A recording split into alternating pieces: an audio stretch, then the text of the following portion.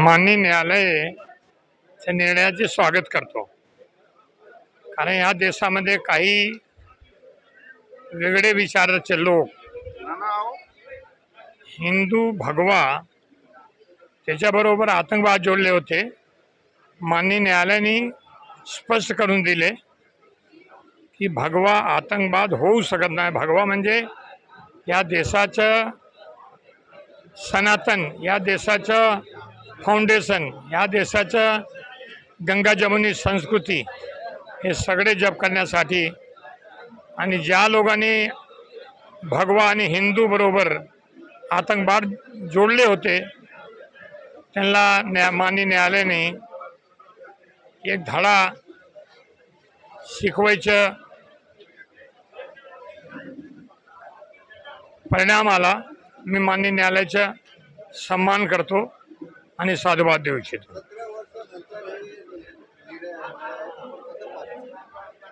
असं आहे की सत्य कधी कधी वेळ लागतात, पण सत्य सत्य असतात. सत्य परेशान हो सकता है, लेकिन सत्य सत्य होता है. आता त्या विषयावर मी जास्त बोलत नाही, कारण माननीय न्यायालयाच्या आदेशाचे स्वागत करतो, सन्मान करतो.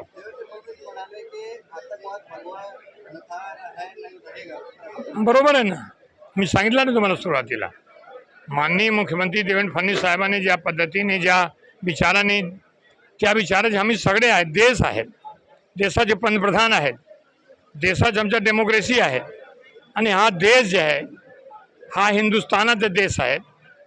हिंदू आणि भगवा हा या देशाचा पिलर आहे.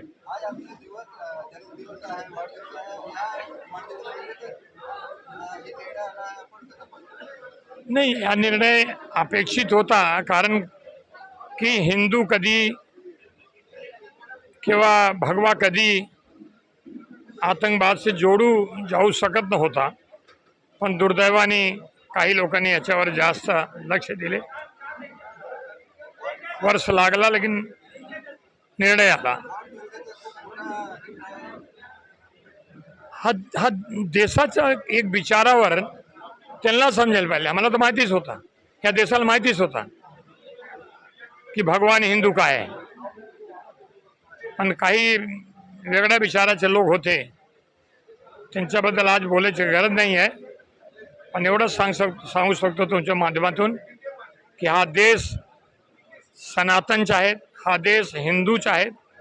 आणि हिंदू धर्मामध्ये काय आहे, सगळे धर्माचे आदर करणे. आणि या देशामध्ये एक असा देश आहे हे इथे सर्व धर्माचे आदर असतात. पण काही लोकांनी वेगळा विचार करून ह्या देशाची बदनामी करायचे प्रयत्न करतात. वेळ लागला, पण रिझल्ट आला. आता याच्या पुढे कुठे जातील, काय जातील ते ठीक आहे, त्याच्याबद्दल मी काही बोलत नाही. धन्यवाद.